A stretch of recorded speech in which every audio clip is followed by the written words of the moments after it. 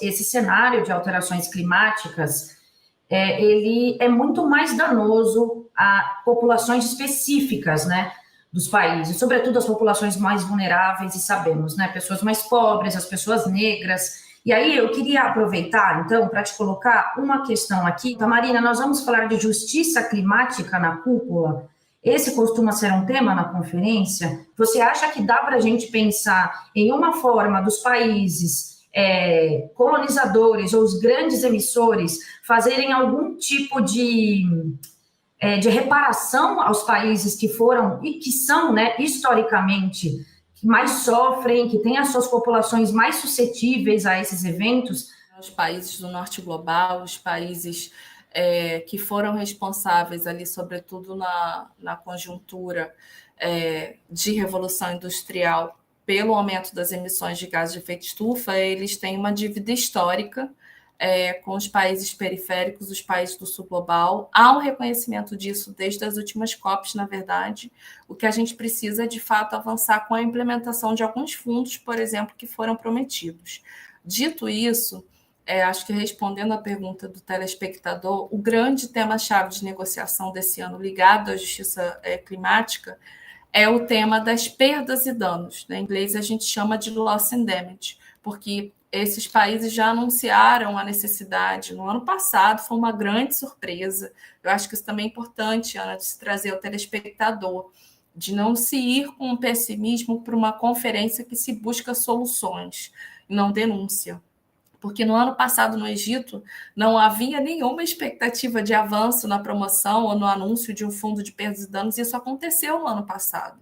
Então, esse ano há uma grande expectativa de se ouvir mais sobre a materialização desse fundo de perdas e danos, que seria exatamente, com a chegada desses eventos extremos, reparar não só monetariamente, mas fazer com que esses recursos que cheguem a esses países periféricos possam preservar bens que não têm preço, né? Bens ancestrais, né? Como eu poderia dizer, a gente teve, por exemplo, algumas tragédias ambientais e climáticas que você tem a perda de algumas árvores com símbolo que é ancestral para determinadas cosmologias. Eu aprendi, por exemplo, com a população do Rio Doce, em Minas Gerais, que eles chamam o rio Atu, como o rio fosse o avô dessa cosmologia dos povos ali da região Krenak.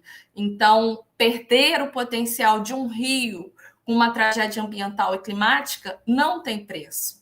O anúncio de um fundo veria nesse sentido, que medidas reparatórias você pode fazer para aquilo que tem possibilidade de ser ressarcido monetariamente, e outras medidas que você pode tomar para preservação, para que isso não mais aconteça.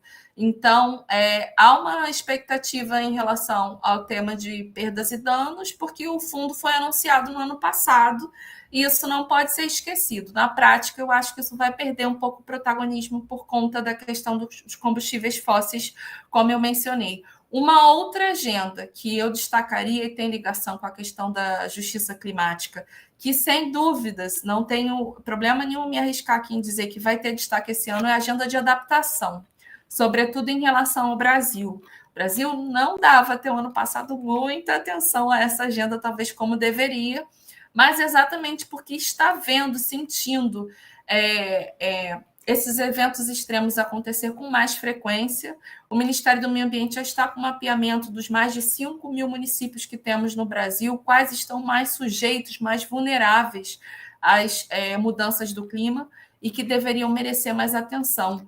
Então, o Brasil pretende fazer um anúncio nessa COP, logo nos primeiros dias, acredito que talvez no dia 1º de dezembro, às 9 horas, quando acontece a abertura do pavilhão brasileiro na conferência, falar, né, está na grade dos eventos dentro do site do governo federal, falar sobre adaptação e financiamento e entendendo o papel das cidades como os locais onde isso acontece, são os prefeitos e prefeitas que têm como poder público, ficam com a responsabilidade de dar a resposta mais imediata, mas, ao mesmo tempo, entendendo as cidades como local em que as ações climáticas podem ser implementadas de forma colaborativa aos planos do governo federal, a atingir as metas das NDCs, a avançar com a transição de forma justa, seja pela eletrificação dos ônibus, seja pela entrega de empregos verdes, e a gente entender qual é a população brasileira que deveria ser priorizada por esses empregos verdes. Então, a agenda de adaptação é uma agenda que eu sempre falo que se conecta muito com a agenda de justiça climática e que eu acredito que o governo brasileiro vai trazer propostas ambiciosas de integração entre governo federal, estados e municípios para entregar um novo plano de adaptação climática para o ano que vem. E acho que essas metas têm que ser muito bem acompanhadas, né, Marina? Porque, sobretudo, diante das grandes tragédias, o que a gente vê dos prefeitos, em geral, é sempre medidas posteriores, né, às grandes tragédias. E sempre que a gente vê aí entrevistas de prefeitos na imprensa, a gente estava tentando fazer, mas, de fato, assim, as coisas estão acontecendo, há um dinheiro para aquilo dentro do município e a gente não tem, os prefeitos não têm tomado, de fato, todas as medidas de prevenção que há anos já são anunciadas, né? Por exemplo, pessoas que moram em costas, situações de preeminente ali, né? Morros que caem. Então, como é que você vê, de fato, para que isso não se perca? Embora a gente saiba, né? Estados e municípios têm autonomia, o governo federal tem essa questão da parceria, mas como é que a gente pode melhorar, de fato, com a entrega, né, dessas medidas? Olha, Ana, você trouxe um ponto que eu acho fundamental, porque muitas vezes o nosso telespectador ele acredita que ele não tem responsabilidade com essa agenda. E o que eu trago para eles, como especialista de política climática, é que essa responsabilidade está muito nas mãos deles quando a gente entende que tem uma eleição municipal no ano que vem.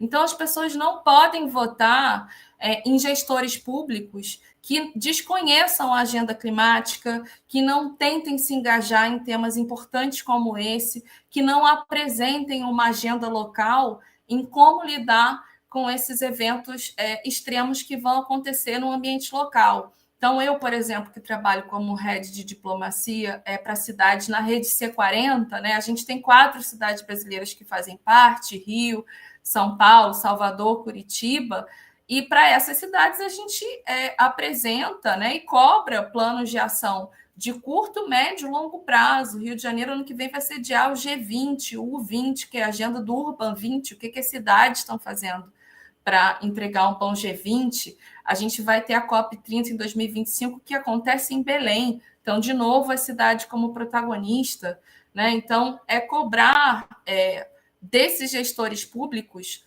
programas de prevenção, como você muito bem disse, para depois não ficar exigindo recurso de urgência do governo federal, porque não vai caber no orçamento se toda a prefeitura ficar cobrando recurso de urgência ao invés de avançar com um plano de prevenção a esses eventos extremos. Então, a agenda de adaptação está completamente ligada a essa questão.